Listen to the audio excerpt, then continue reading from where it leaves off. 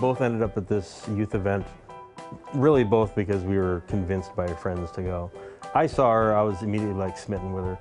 A game that was set up like the Wheel of Fortune, and Joel was playing the Pat Sajak part, and he asked me to be the Vanna. A couple days later he called to ask me to go out, and I thought he was another guy that I had met there that I wanted to go out with, and so I said yes.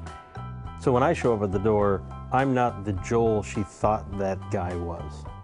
I was an intern in a pharmacy during college, working with her best friend, and she came in with her father. I was chit-chatting with my girlfriend, and he was walking back and forth behind the counter trying to get our attention.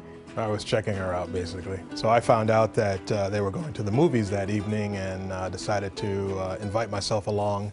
It was a Saturday. I was a single, divorced mom of a 12-year-old, and my son wanted to invite a friend from school over. Mark pulled in the driveway, and I thought, he's not bad looking.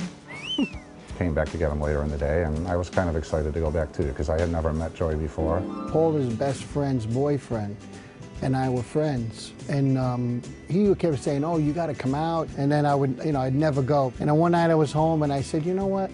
What do I got to lose? It's probably just a bar. And when I got to this place, it wasn't just a bar, it was a disco. And they were playing, fast disco music. You're out there dancing. He whispers in my ear, he goes, yeah, sure.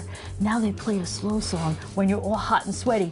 And I just looked up, and I don't know why I did this. I just looked up and I said, you don't even know my name. With this big smile on his face. I was very confident that I remembered. He knew my name, and he goes, yes, I sure do. He goes, it's Joanne.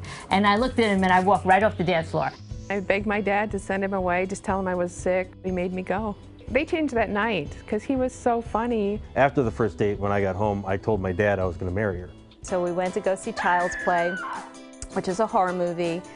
I don't like horror movies. And of course, what happened was she got scared during the movie, and I was able to put my arm around her, and she was hiding during the entire movie.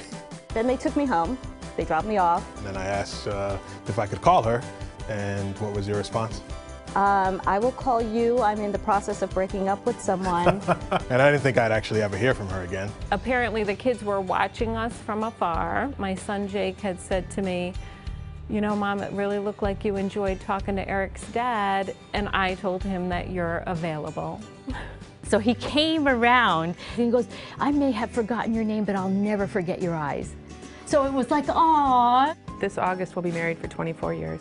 We've been together 28 years and married 20 years. We've been married for 10 years. We've been married 30 years, and it's been great, and it's going to get better every year.